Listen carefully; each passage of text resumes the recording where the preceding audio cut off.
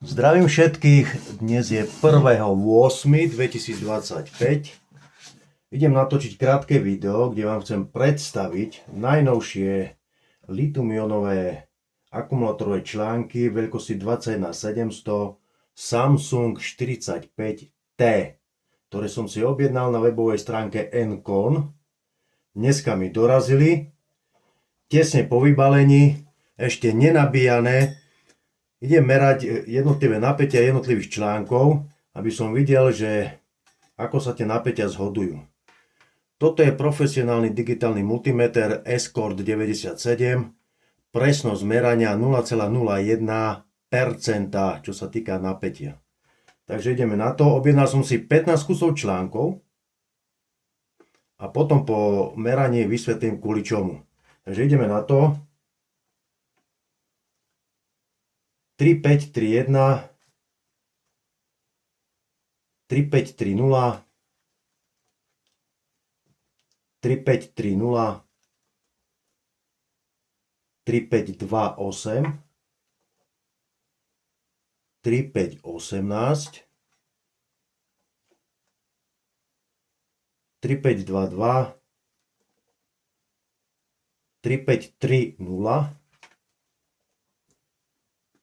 3531, 3529, 3531. To je prvých 10. Dáme na bok. Ďalších 5.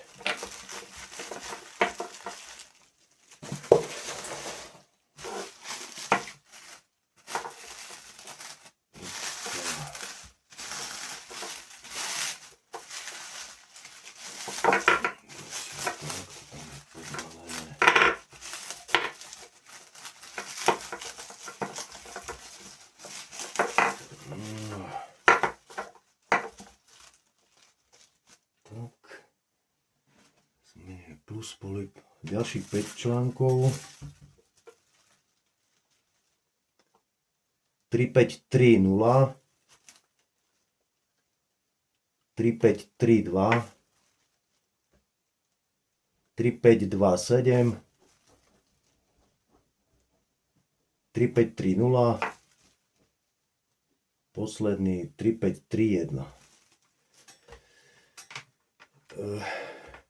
Tieto články som si objednal z toho dôvodu, že si chcem vyhotoviť náhradný akumulátor pre akumulátorové náradie Makita Dolmar 18V.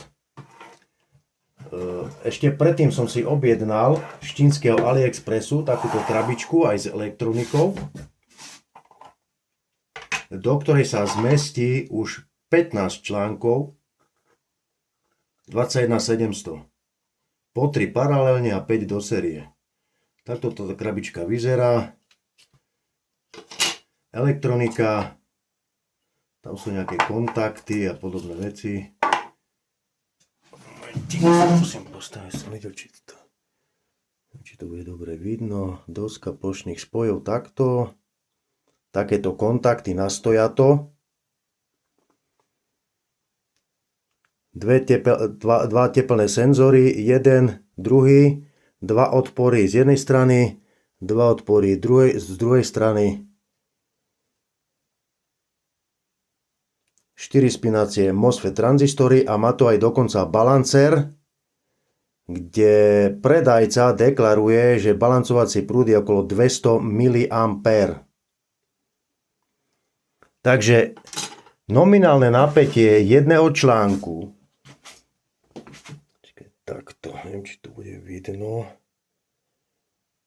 Nominálne napätie jedného článku, či kapacita jedného článku je 4,5 Ah, takže po 3 paralelne by to malo dať 13,5 Ah kapacitu celkovú.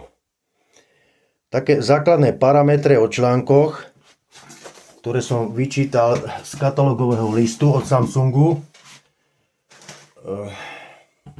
Trvalý vybíjací prúd bez ohľadu na teplotu je 35 A.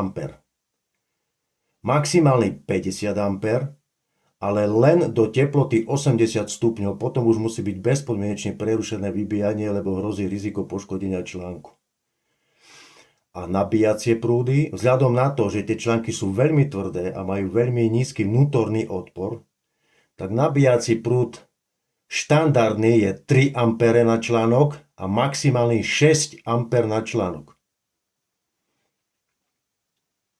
Takže v najbližšej dobe ešte pre predstavu tú krabičku s tými 15 článkami 21 700. Toto je originál akumulátor Makita 5 Ah 18 V a toto by mal byť ten nový 13,5 Ah takisto 18 V. Len pre predstavu, aby ste videli, aké sú medzi nimi rozdiely.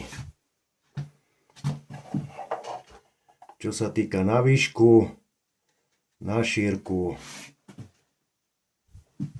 takto.